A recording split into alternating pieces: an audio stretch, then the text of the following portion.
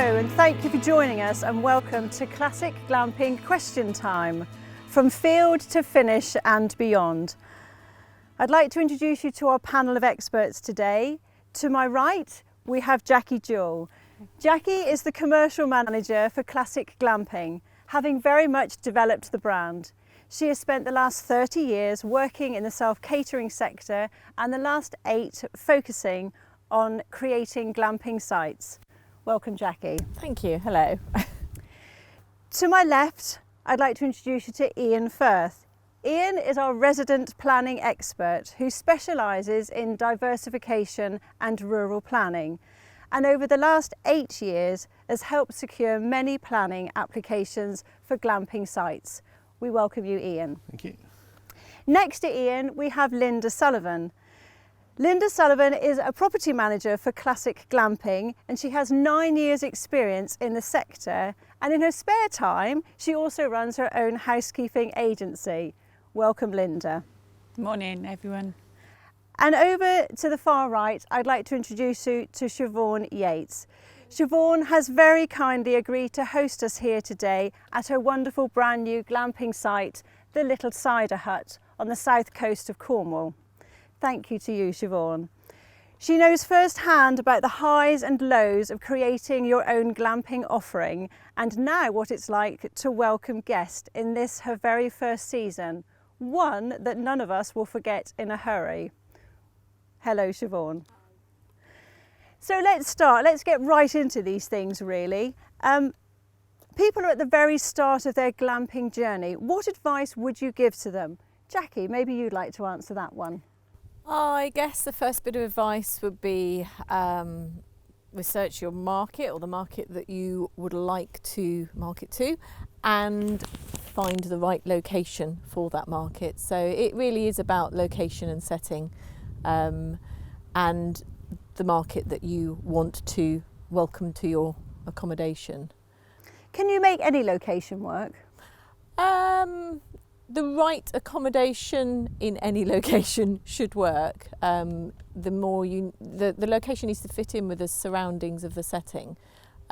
So as long as you make that accommodation unique and individual to its setting, more or less any location. However, I wouldn't recommend if you're on a busy road, or we're all about getting out there in nature. The wild and comfort and ensuite is our logo. So we want tranquil settings, just like this one, not too close to a main road, so you've not got the traffic noise, and not too close to a busy town, because that's not really what luxury camping is all about. So I would say the setting is very, very important, ideally away from population really. Okay. Linda, is there anything you want to add to that? Yeah, pretty much. I agree with Jakie.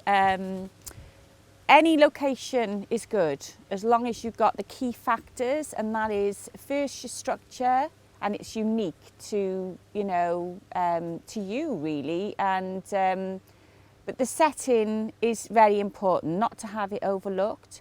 I mean, this is perfect. I mean, you've got this beautiful abode here, lovely structure, and Siobhan lives at the back, not too far away, that can be on hand if need be, but at the same time is completely private. So this works. So beautiful setting, beautiful accommodation. Yeah, so anywhere can work as long as you just think about the key factors there. Excellent. So there is so much choice in the marketplace as to what you're going to put. What is your unit going to be? Am I going to have a yurt? Is it going to be a shepherd's hut? Maybe a converted double-decker bus, an Airstream? Which one would you recommend I pick?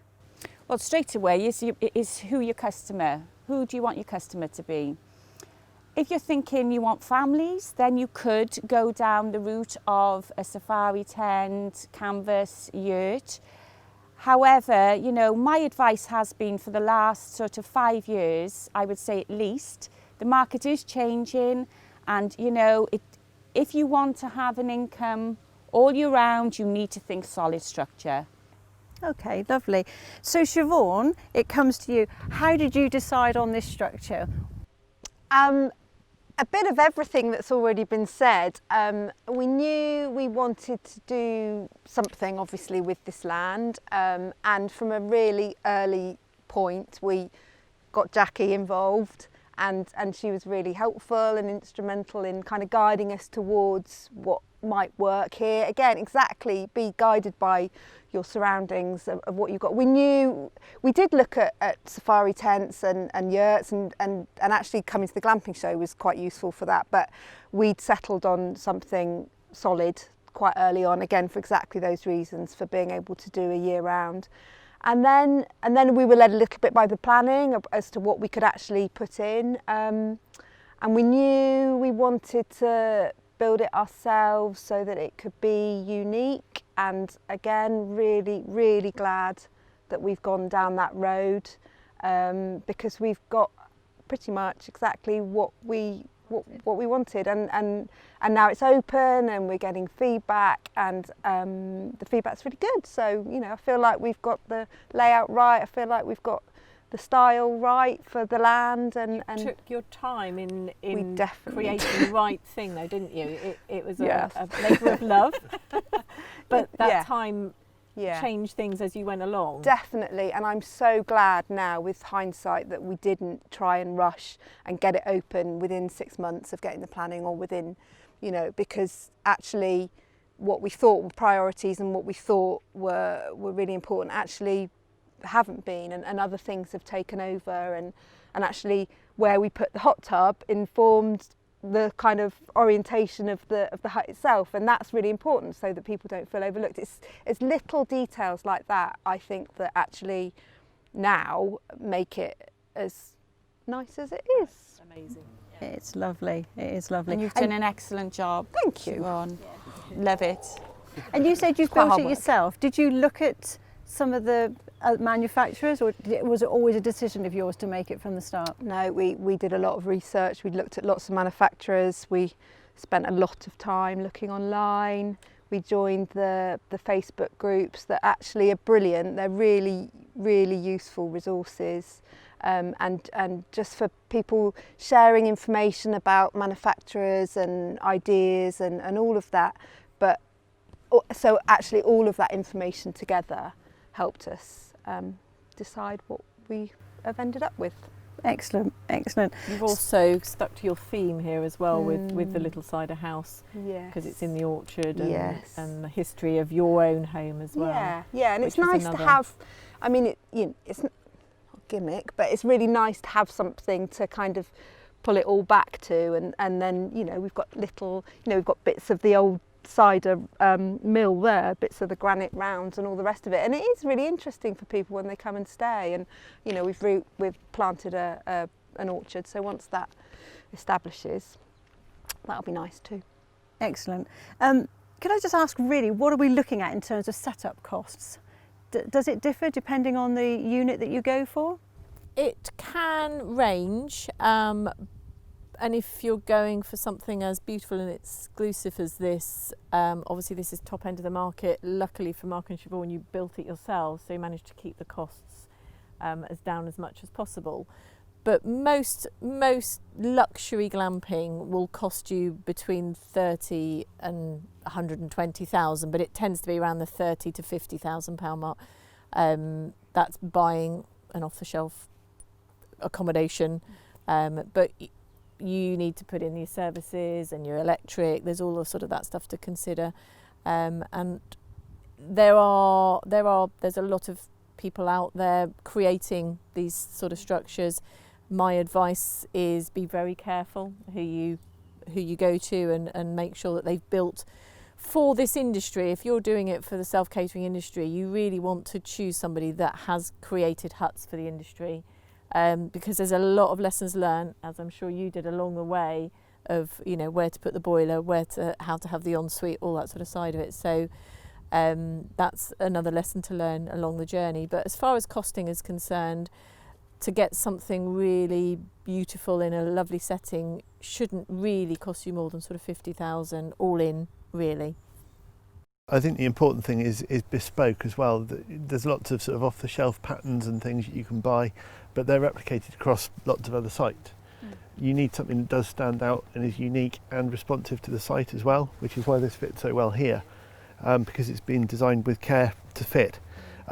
Just going and buying 4 shepherd's huts and shoving them in the corner of a field, it might work for some, but it won't work for everybody, you know. I know of sites down in the far south of Cornwall where they've got old horse boxes with bunk beds in, and they're letting them for £90 a night. The thing is, they're only letting them for the summer holiday period, and that's it. Whereas something like this will let all year round, and so putting that bit of extra effort into your business plan, budgeting and everything, is absolutely essential from my view. So can I just pick up on that actually, because I mean, I would have thought really that glamping is very much just for the summer, but you've obviously said that's not the case. Definitely not. I mean, from a planning perspective, the fundamental point that we're trying to get across is sustainability, and to get as much of a season as you possibly can is absolutely crucial, because we're talking about not just the income to the site owner, it's about the benefits that brings to the local area as well. So having a unit that can be occupied all year round is far, far, far more sustainable than something shoved in the corner of a field that might only let for 4 months of the year at most. So I think it's really important, again, business planning, continuity and maximising potential. I think is really, really important to have that in mind from the outset. So would I get that with all glamping units? What about the tents, anything that's canvas related? Canvas is more seasonal, March to November, but they're just, we have tried marketing canvas outside of those months and it just hasn't worked. I don't think the great British public are prepared to go camping in the winter months, which is fair enough.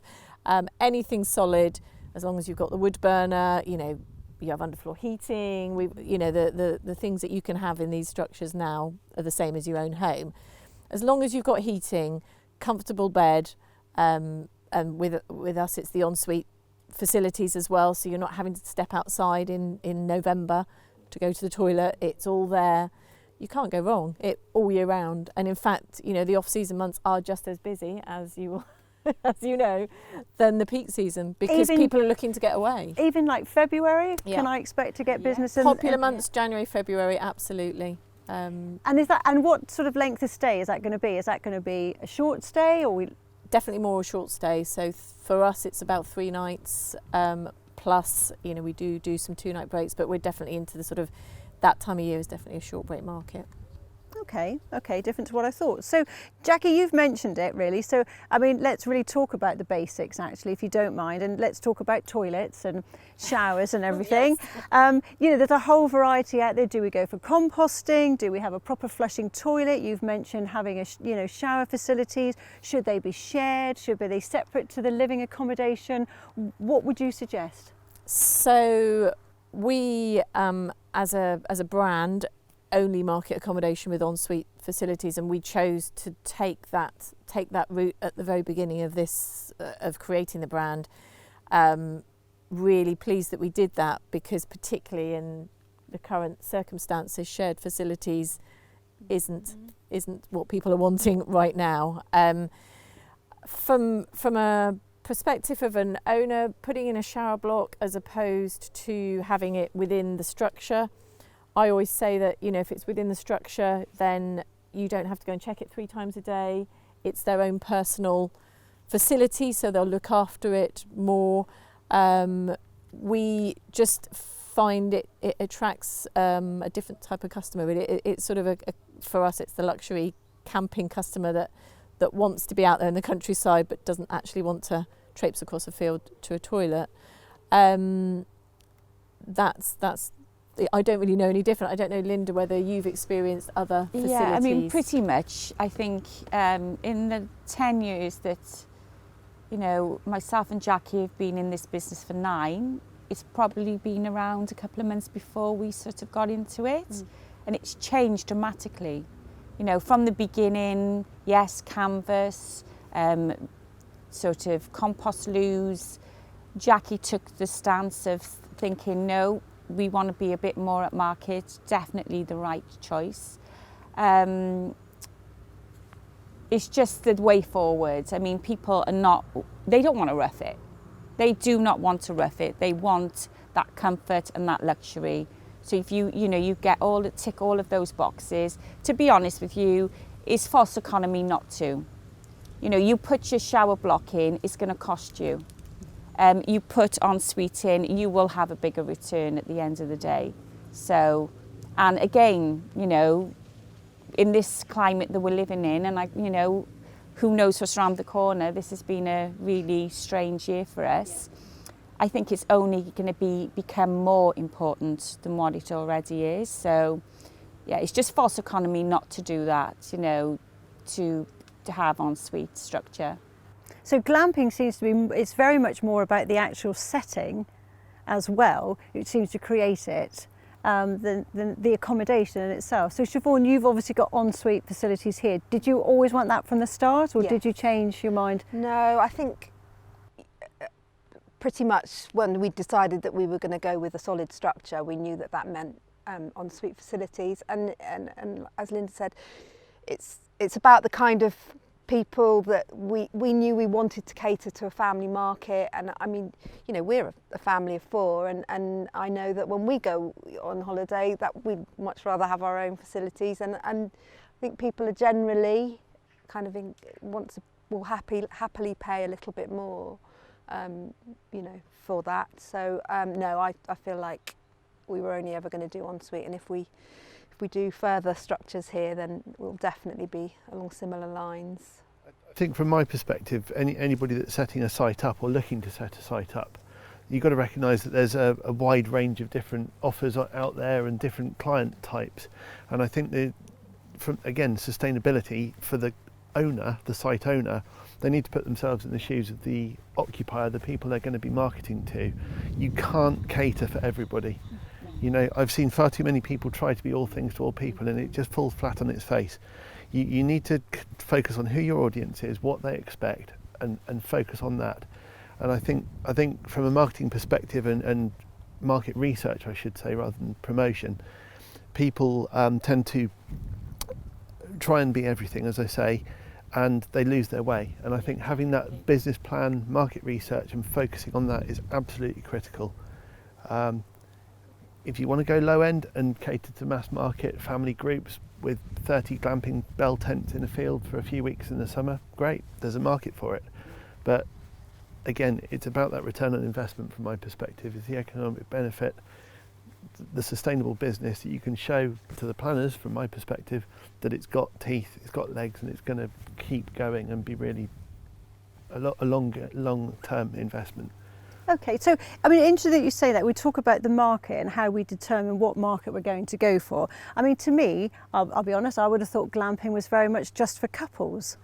It's but that very obviously much for couples. Okay. In my experience, it is a couples market, and with Siobhan, she has both here, because she's catering for families, but most of her bookings now after the high season will be for couples. I find sometimes that you can get lost, and I agree with you. You need to know who your market is, because, you know, with some owners I've worked with over the years, they want to do it all, and then it gets lost out there in cyberspace, because you have to think about your keywords, you have to think about, you know, when you're even writing copy, you need to know who your market is, so you're targeting that market. I think it also depends on the owner themselves, and I always say that, you know, it's I've often been to many sites and they've said, you know, we want to put safari tents in, we want to cater for the family market.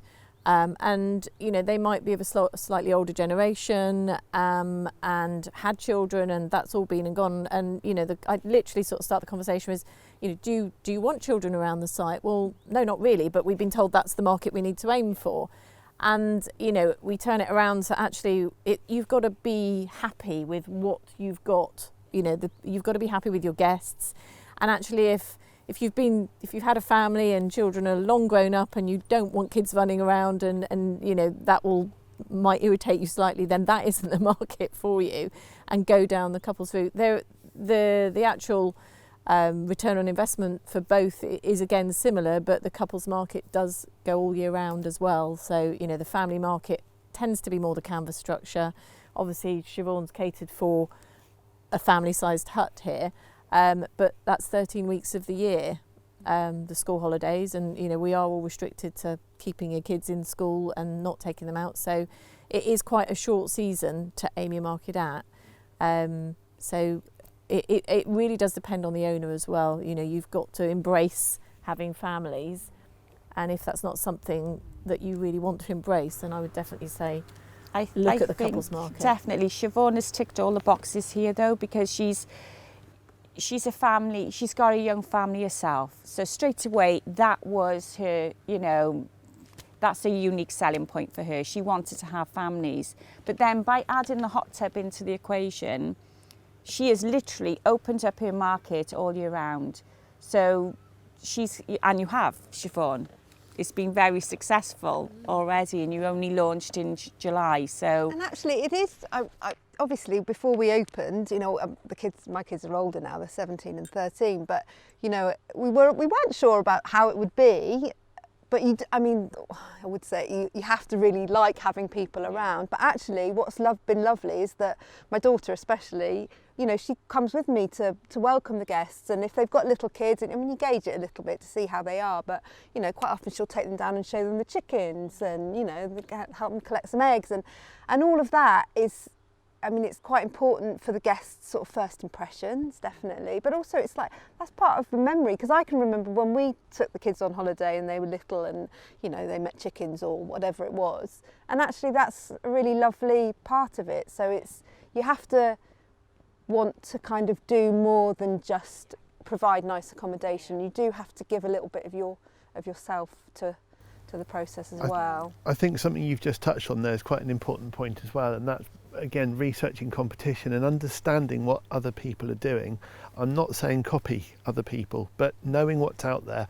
I see far too many people that are deciding glamping's the way to make money, we're going to do this, we're going to have a fantastic business, but they don't actually understand the principles of it in the first place. So I would strongly suggest if people want to have a go at it or develop a plan to do so, try it, go and see if it's for you, because if you can't empathise with your customers, you might as well not start, in my view. So I think that's really important. Okay, which is great. Well, that brings us on very nicely to the bottom line, because let's be honest, I'm assuming the majority of people are in this not just for the love of it. So how much can I expect to earn? Well, it obviously depends on the setting, the structure, the facilities. I put it more down to your return on investment, really. If you've got the right accommodation in the right setting and all the right facilities, you should pay yourself back within 2.5 years. There shouldn't be an issue with that at all. And is it sort of an average nightly stay? What would be the price that you would, if it's a shepherd's hut for two, what sort of money would I be charging that out for? I think shepherd's huts are a bit overdone at the moment, to be honest. It's if you want to be earning good money, I think Jackie will probably agree. It's alternative accommodation that isn't just the communal garden, shepherd's hut, glamping, bell tent yet. It wants to be something more than that. But the per nightly charge is very much down to location and accommodation. So it can range from, for us in particular, sort of £60 in the off season, right up to £250 a night in peak season. But that is very much depending on setting and facilities, and so we don't have an average as such. Each property is priced individually on what it's offering. So you mentioned that. Siobhan's touched on some of the things she's got here. How can I maximise on my income then? What are the extra facilities that you would recommend? We've just got to say it. Hot tub. Water. I just water. Yeah, water, hot tub, outdoor bathing. But it still gets back to the hot tub. It still gets back to the hot tub. And 9 years ago, 8 years ago, I would have thought, is this a fad?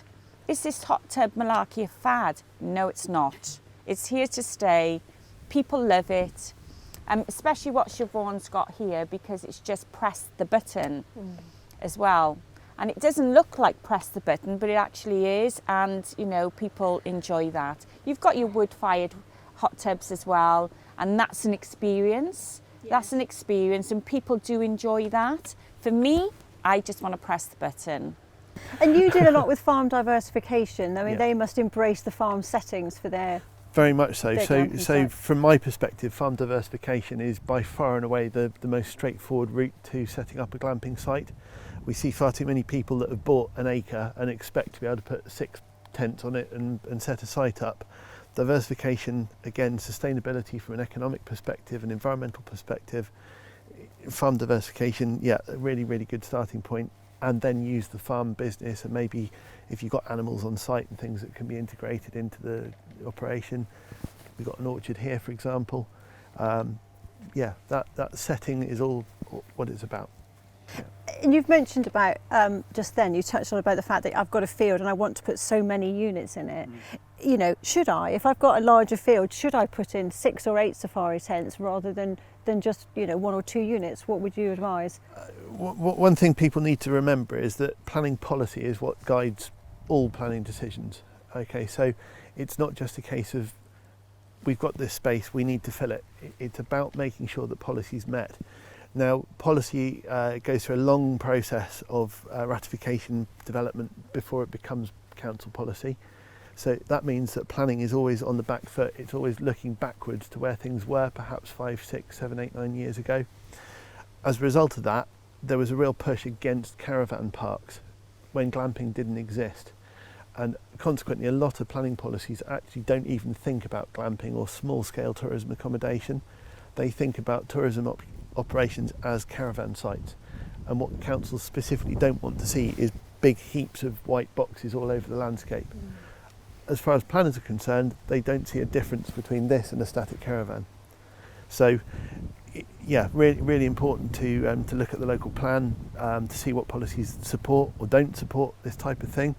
But also there are some loopholes around and fallback positions as well. So there is a bit of legislation that is accessible to people for setting up small-scale camping sites that don't require planning permission. That can be really, really beneficial to be able to show that to the councils, the local planning authorities, to say, actually we can have a camping site here, but wouldn't it be better to have 2 or 3 or 4 units rather than a large caravan park, which is the way they look at them. Brilliant. Okay. And so, Jackie, from a guest perspective, what are you finding? You know, do they want to be isolated? Do they want their own space, or are they quite happy if they've got several other units around them? Particularly now, they want to be isolated, but we've never gone down the route of, we always say less is more. You know, we've never gone down the route of too many in one place. Privacy is really important. People don't like to be overlooked. People don't want to hear what's going on in the next tent or yurt or what have you, from our customer point of view. So, you know, we're very much a 1, 2, 3 maximum in a 7-acre site, just so that gives everybody their own setting, their own privacy, and their own feeling of specialness. So for us, it's about individuality and small scale. It's not about, you know, we wouldn't be able to market 50 pods in a 30-acre field. It's just not what our customer is after. It's a very different level of market. Our customer wants exclusivity and to be private. And then particularly again with current times, the pandemic, you know, to have this sort of isolation when you've come from one of the cities, it's what everybody's after. You know, just want to get away from it all and just be able to stay where they are and just live a normal life for a few days until they go back. So that's really important to us. But I think manageability comes into it as well. I mean, to manage a site like this one, top end of the market, they need a lot of attention between turnover. And if you've got 5, 6, 7, 8 units that some people try and do, you're talking about running a brush around and actually not vacuuming, dusting, keeping them in pristine condition, which they have to be. So I think from a business planning perspective, if you've got, say, up to 3 units on a site, you'll probably manage that as a husband and wife operation. Anything more, you're going to have to start employing people or bringing in contractors, which then needs management. And so you would then need to go to a much bigger site to actually make it viable again. So I think that sweet spot really is around about the 3 units. That's a really good place to start. And there's nothing to say that in a couple of years of operation, once you've got your feet on the ground and understand it, you couldn't add a couple more and grow sustainably. But again, it's that sustainable message.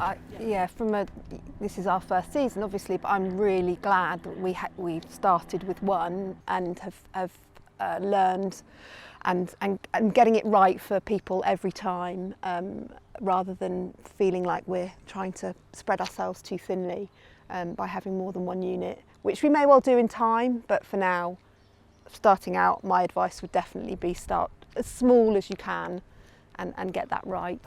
And again, from a sort of a planning and business development perspective, having a master plan, if you like, sort of to know where you're going to go to is really, really important. You see too many people that maybe they want to have a number of shepherd's huts in the future, but they maybe apply for one and don't think about the consequences of site expansion.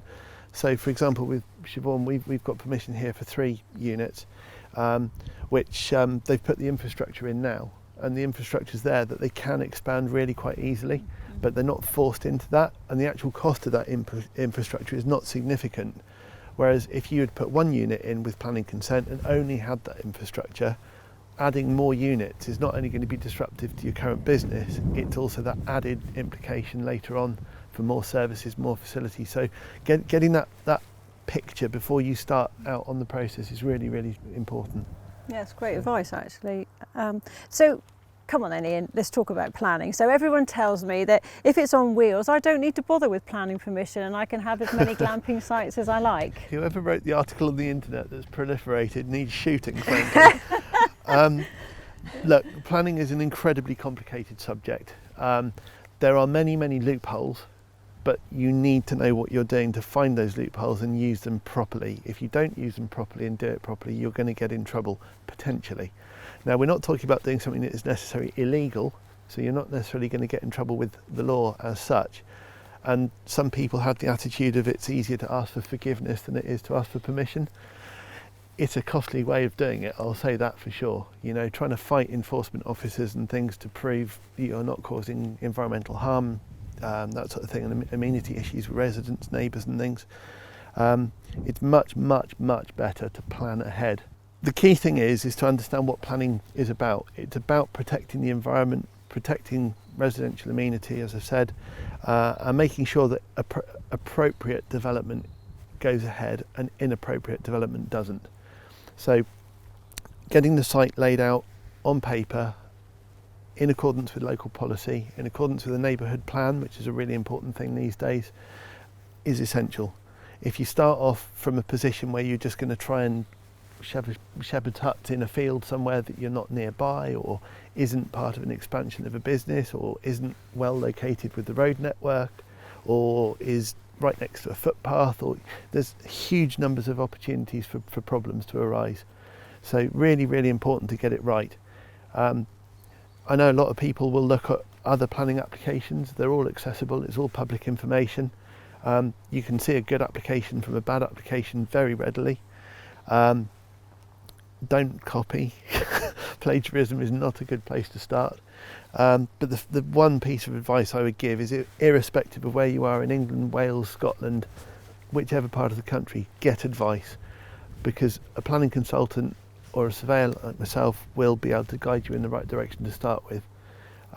We can offer obviously a complete handhold service, from everything from site design right the way through to negotiation with the planning departments.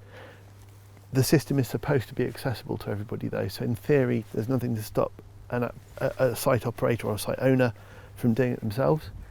But if you get into hot water or into bother, or if you have a road planning officer, which we know they're out there, you need somebody that understands the legal position and can really not necessarily fight with the planning department, but put them in the right mindset and to help the application through. The most important thing is that local authorities are supposed to be supportive and proactive. It doesn't happen, unfortunately. They still have a mindset of the presumption is no, unless you can prove otherwise. That's not what the government want, but it's what we have.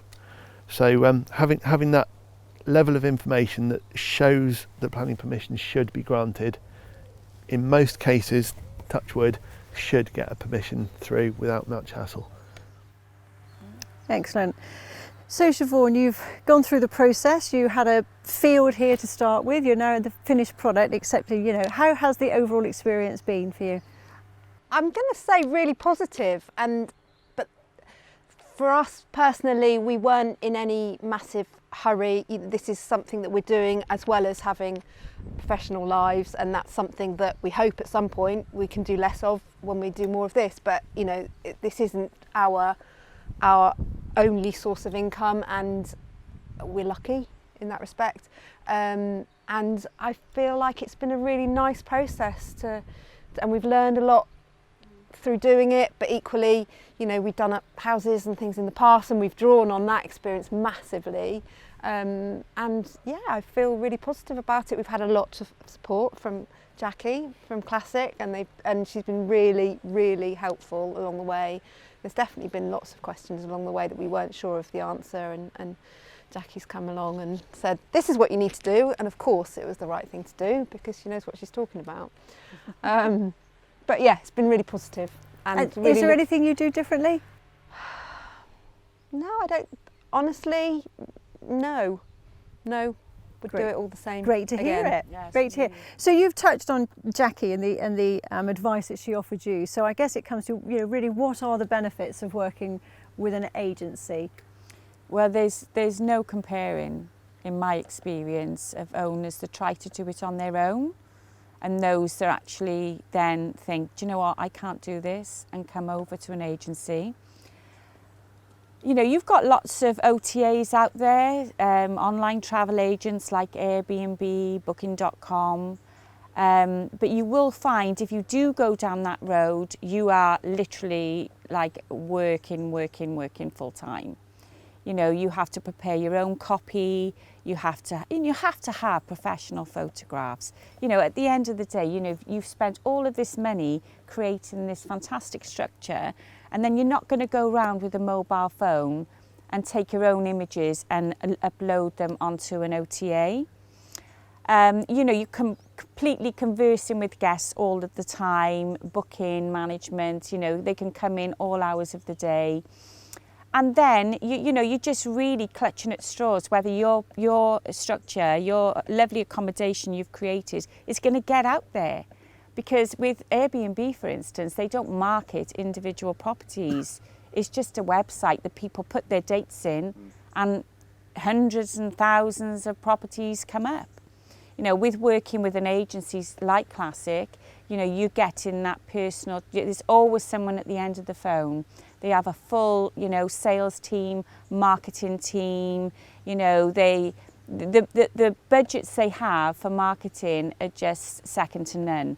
So there is just no comparison whatsoever. And I've worked with owners that do both, and all the time they will always in the end think, this is just too hard. Jakie, you describe the whole experience or the service as from field to finish. What do you actually mean by that? So I come out to a field most of the time with Ian, and basically talk to the owners, work out what market they want to aim at, work out what we think would work best between us, work out from a planning point of view if that thing would be achievable from a planning angle. My experience is, and Linda's as well, is knowing what the customer wants, and knowing what the market is, and then bringing that to the owner and recommending what we think would work best for them. And again, it is very much about the owner, the setting, and what they want to produce. I say it so often that you've got to be proud of what you've done, and all glamping owners just seem to be in awe of what they've done, their achievements. And basically we take that right through, so hand holding right from visiting that orchard, that woodland, that airfield, you name it, to completion and marketing the product at the end of the day, professional photo shoot, and then go live. But hand holding throughout the process. So in Siobhan's, most cases I get asked questions. I'll come to the site as many times as necessary. And it's the same, isn't it, Linda? There's nothing more frustrating than turning up to a site that you've not been involved in and the owner's really, really proud and gone, look what I've done. And you just look at it and think, oh no, we wish you'd spoken to us first. And just so touching many on questions. Yeah, and touching on what I was just saying about, you know, where you market your property. You know, people that want to stay in something this unique will still go to those specialist sites. They're not looking, you know, when they're going onto Airbnb, they're just looking for accommodation for a couple of nights. But when they want something unique and it's like a tick the box, or I want to stay in a shepherd's hut, I want to stay in a yurt, I want to stay in a tree house, I want to stay in a quirky cabin, they're not going to look on Airbnb for that. They're going to go to a specialist site like Classic. If I'm taking a sort of a step back and watching from the outside of the organisation here, I think the thing with Classic and marketing agencies is that they're marketing those sites specifically. If you go onto Airbnb, which I've done for work, you know, travelling around, they are trying to sell you anything. Classic, you're marketing specifically the experience, this type of thing. I won't name other organisations for obvious reasons, but I know there's one where you go onto their website to try and find, say, a unique stay somewhere, and you get marketed everything from France and Sweden and God knows where else, you know. Whereas a specialist agent specialising in the region, if people are looking, they will find it. Whereas you're not competing against other people on the same website. Do you know what I mean? It's I think the other thing as well is, again, from a slightly taking a back seat in this, I've seen a number of people over the years that we've got permission for. Jakie's helped immensely with getting the business set up, and you know, the expression of, oh, it looks easy, we'll have a go, you know, they've gone away from Classic, and I keep in touch with clients obviously, and 2 years later, yeah, no, we're back, because it was a nightmare. You know, you haven't got somebody looking after you, you haven't got somebody dealing with customer complaints, which they will come from the cheap and cheerfuls. You know, having a genuine agent, not just a marketing channel, is so important. It's so important. Yeah. And Siobhan, you found that to be the case, did you? Absolutely, yes. I mean, we wouldn't even consider trying to do it on our own, because I know about the massive amount of work that goes on behind the scenes for it to just come through on an email to me, you know, who's coming to stay, what the dates are, you know, the names, the ages of the children, whether they're bringing a dog or not, you know, any additional requirements. You know, that's all I have to worry about, and obviously being ready to greet them. You know, the photographs are brilliant as far as I'm concerned. The marketing is really good, and also, you know, we get a certain quality of guests that come to stay that we're really happy with, and I think it's worth, from our point of view, certainly. You know, we have other jobs as well, and lives, and this works really well for us. So. I would recommend it. Just to touch on, because of these strange times that we're in, we really do need to talk about COVID, really. And you very kindly, you know, hosted us here today, having already done the changeover, we will say, because there are guests coming later. Linda, obviously you run your own housekeeping company as well. How have you found changeovers now with COVID? To be honest with you, we've just taken a common sense approach with the whole thing. And when we knew, I'm based in Wales, and unfortunately there has been a few different, you know, anomalies between what's happened in the rest of the UK. So England opened before Wales, so we did have a couple of weeks to really think about this. And myself and my colleague that actually run our business, our hobble job, we sort of went online and we did a course to better educate ourselves on, listen, what are we dealing with here? And there was so much at the time out there, you know, about fogging, about removing all of the niceties that you've worked hard to pick your special throws and, you know, this, that and the other. And if you're welcoming children, you know, you might have games and books and this, that and the other. So. And we thought, you know, this is silly. They're not going to have the same experience. So what we did is we sort of thought, right, we're going to do a traffic light system. And this was recommended by the government as well. And so basically you've got your traffic lights, you've got your red, your amber and your green. So your red would be if somebody had stayed in your property and they felt ill at the time, you would ask them to leave and to go home, and then they would need to take a test for COVID, and if it was that they did have COVID, your property then would be shut down for the 72 hours, which they recommend. And then it would have a deep clean before the next guest arrived. Now, with, like yourself, you've got changeovers, Siobhan, every day. Every changeover, there's someone else arriving. So there is no need to remove anything. There is no need to remove your throws, your lovely cushions, but you do need to disinfectant mist, a light mist. That's all you need to do. And your thorough, vigorous clean that you would do anyway, regardless of COVID, you would do that. So that would be if somebody was leaving.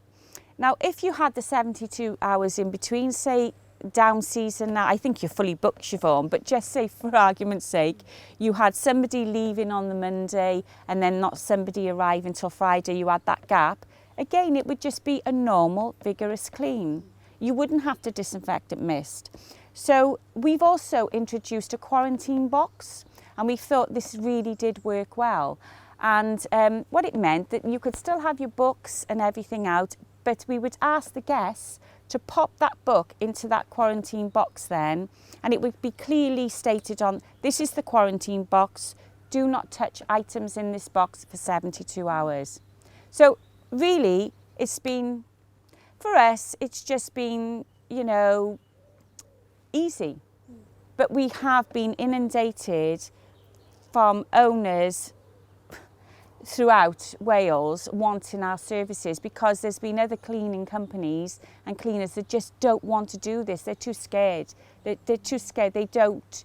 But I think to do the course right at the beginning was the best thing for us, because we just thought, you know, at the end of the day, guests are stopping in supermarkets on their way, they're stopping here, they're stopping there, they're stopping there, and then your property is clinically clean for them to arrive. They could bring anything into that property, so you can't, you know, guests have to be responsible as well for what they're doing. As long as you've got your hand sanitizer there for when they arrive, you've got your hand washers there, that's all, you know, you have literally ticked all the boxes, so that you know your property is safe for when they arrive. And then really they need to, you know, be safe when they're out and about. Brilliant. Siobhan, have you made any changes? Well, I mean, I've only ever known changeovers in a COVID world. So, I mean, yes, it's a lot of work, and I'm really grateful that we have a slightly longer changeover time. Yeah. This is the first time I've done it without my daughter's help, because she's gone back to school. It's a lot of work, but actually, you know, like Linda said, you're really methodical. We do absolutely do a changeover of maps and books and that kind of thing, just to make sure that they're kind of being rotated. I put everything through the dishwasher, you know, so you know that all of that's been done. And the other thing that I found actually that guests really like is I've written it's just a really basic, it's only half an A4, it's of sort of COVID protocols, and it's just a list of promises really of you know, this is what to expect, you know, when you come, you know, the windows will have been open all day, you know, in the property, you know, all of the beds will have been changed regardless, you know, that includes mattress protectors and pillow protectors, you know, all of the blankets, all of the cushions, I've got doubles of everything, so everything will have been changed. You know, and also from an owner's perspective, you know, this is what, you know, if you do feel poorly while you're here, then you absolutely need to seek a test. If you test positive, you need to inform us, you need to go home. You know, so it's a two-way street. This is what we've done to keep you safe, and this is what we want you to do to keep us safe. You know, if you want a remote check-in, I mean, where we are and the way it's set up, it's really easy to show people a social distance anyway, you know, how to operate the hot tub, and so from that point of view it's all quite straightforward when people arrive. But I think as long as you're clear about what your offering is and how you're making it safe for them. Yeah, it's your risk assessment. Yeah. And that is recommended for every holiday accommodation, is a COVID risk assessment. I've written that as well. And so that you can, you know, you're showing your guests what you've done to protect them and to limit any contamination. Yeah, I think that's really, really useful advice actually. That's really good. So we're coming to the end actually, just some points to sort of round up on really. So, you know, to me glamping's been around for, well, almost a decade now really, in the true sense of the word as we understand it. And you know, you two in particular, or three, have really seen the market change in that time. I mean, is it here to stay, or should I look to invest my money elsewhere? I think it's just the beginning. Absolutely. Just the beginning. It's evolving, isn't it, Ian? It's just evolving, Jackie, but it's here to stay. Rural tourism is absolutely here to stay without any shadow of a doubt. And I think the resilience that the industry has shown through COVID, you know, it emphasises just how important it is. There's always going to be a desire for caravan park holidays and things for the lower end of the market. But I think, high-end alternative accommodation is 100% here to stay, especially with people being fearful about flying. Yes. You know, I really think it's a really, really sensible way to go. Excellent. Okay. So if money was no object, to each of you, what would be your ultimate glamping site? It's here. If money were no object, I would want to put an amazing second structure in here that's off the ground, and some kind of tree house, some kind of lovely, amazing structure further down into our land, but somehow with all of the services that are magically going to be able to be put down there because we've got all this money. That would be my ideal, would be to have something really beautiful, really bespoke and really different. Jackie? I mean, the thought process, the ultimate glamping structure, a lot would say, is the tree house. But the cost to put a tree house, you know, the minimum would be 120,000 up to, well, sky's the limit, 300, 400, 500,000. You'd be looking at specialist builders to build them, and they are amazing. And yeah, if we all had a couple of 100,000 sat in the bank, why wouldn't we have a tree house? But then, Ian, it would be still hard to do a tree house. Planning is a real issue. Well, tree house is actually, planning is similar to shepherd's hut or any other type of glamping accommodation. It's about that proof that it's sustainable. You have got added complications with trees and environment and ecology and things, but the real problem is building regulations actually, that essentially the British building regulations only allow you to build a building. You can't put a building up a tree. It can be done, but it's really complex, and every year you need to have surveys of the tree done, and the cost just dramatically And this is why there's so many tree houses in France, because they don't have the same building regs. You can go as high as you want. But yeah, tree house, lovely. But you know what? If I was building something, I wouldn't build a tree house. As much as I love them, and I've seen many beautiful tree houses, I would still do something like what Siobhan had done, which I am actually doing myself in my garden, but it's been more than 3 years and it's still not finished. Brilliant, somebody else has beaten us. And Jackie, you would say the same? I would say the same. I mean, I love airstreams. I love all of that sort of different sort of structures, but probably I'd end up, because my husband's a cabinet maker, end up probably building something very beautiful in a raised setting with a hot, just like Siobhan. Yes, really. yeah. Ian, anything different for you? I'm going to take the pragmatic approach, and I don't think there is a situation where money would be no object. I think you have to be pragmatic and business minded about this. You spend £500,000 on a tree house, which by all means come and speak to me about. We've got a few in the sort of the high end treehouse area that we're working with at the moment, and I think they will be incredibly successful, but specifically because of where they are and what they offer. You can't just go and find a tree that looks half reasonable and shove a shed up the top of it and expect it to work. So money is an object. In my view, something absolutely spectacular, really, really high-end, architecturally stunning, but of its place. And I don't know what that would be, whether it would be something up high, something on top of a cliff with a sea view. There is just so much scope that I don't think you can narrow it down. but it has to be site responsive as far as I'm concerned. Excellent. Okay, so the last final question to each of you. If I was to continue to pursue going down this route of setting up a glamping site, what would be the one piece of advice that you would give me? Linda, would you like to start off? Know your market. That is the most important thing before you decide on anything else, is you need to know your market and your USP. You know, you need to know, like what Siobhan have done, you know, beautiful, bringing her surroundings in, having that personal touch with, you know, inside out, theming, you know, but you need to know your market first. Ian? Don't go it alone. That would be my first advice. There are loads of people out there that will always try and think that they can manage and they'll save money by doing it. I haven't yet seen one site that's actually been really successful without external help. Jakie, what she offers is absolutely phenomenal. Getting that advice from the outset, not setting off down a path that's going to be folly, you know. External advice is critical, and it doesn't need to be tens of thousands of pounds of the consultancy from the best marketing agency in the country. Just get advice to start with, because there are so many pitfalls that you can fall into, whether it's something as simple as collecting rainwater to provide for drinking facilities to huge ecological issues with planning that you may not even be aware of, that somebody with a simple phone call could tell you in 5-10 minutes, you know, which is what we try to do.